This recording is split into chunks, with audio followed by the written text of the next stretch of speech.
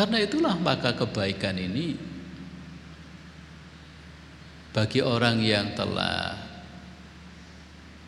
mengerti, bagi orang yang telah merasakan manfaatnya, apapun bentuknya perbuatan baik, ya, sekecil apapun atau sedang atau besar, kalau orang itu sudah bisa merasakan manfaat kebaikan itu sendiri, kebaikan itu rasanya manis. Karena buah daripada kebaikan adalah kebahagiaan. Jadi kalau orang berbuat baik merasa kan manfaatnya, makanya dia akan mengulang-ulang kebaikannya. Karena buah daripada kebaikan adalah kebahagiaan. Dan berbuat baik itu sesungguhnya adalah ya kebiasaan bagi siapa saja, ya. Dan berbuat baik bisa dilakukan kepada siapa saja juga.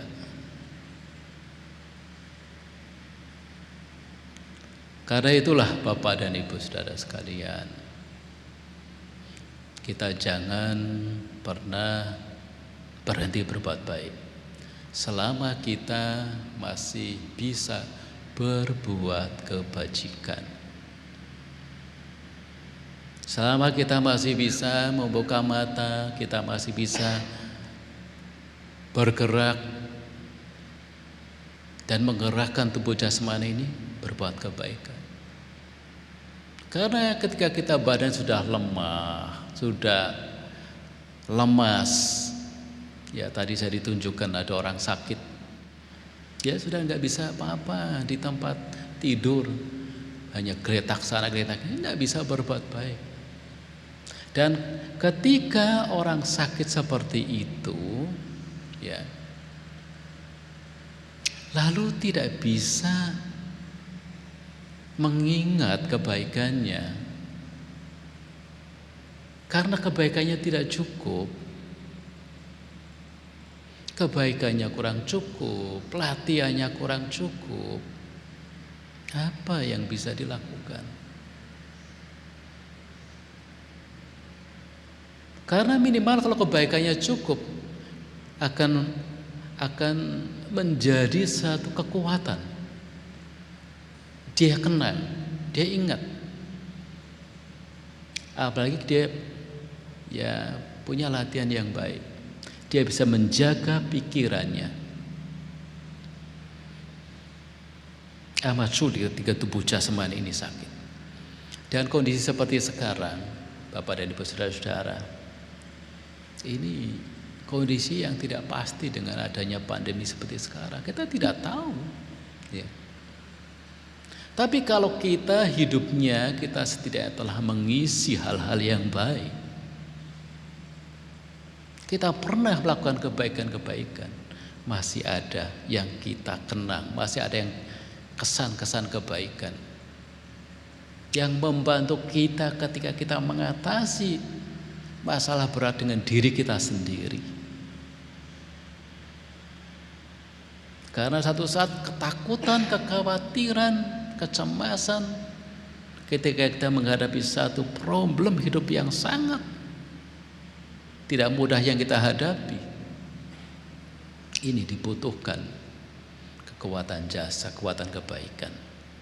Karena kebaikanlah yang menolong kita.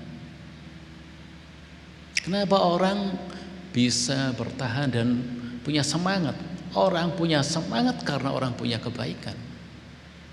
Kalau orang kebaikannya itu sangat kurang, orang tidak punya semangat, tidak punya satu potensi untuk menghadapi kenyataan.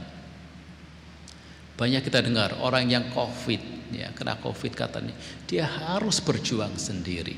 Saya nggak bisa bayangkan, harus berjuang sendiri sampai mati. Kalau dia tidak punya ya kesan-kesan kebaikan dari perbuatan baiknya, dia harus bertarung dengan sakitnya, dengan segala perasaannya, sulit sekali. Tapi kalau orang masih punya kebaikan, kesan-kesan kebaikan, dia masih juga biasa melatih, menjaga pikirannya. Ya enggak, sekalipun ya berlatih meditasi lama-lama, tapi setiap saat mengembangkan latihan sendiri, itu sangat menolong dirinya sendiri.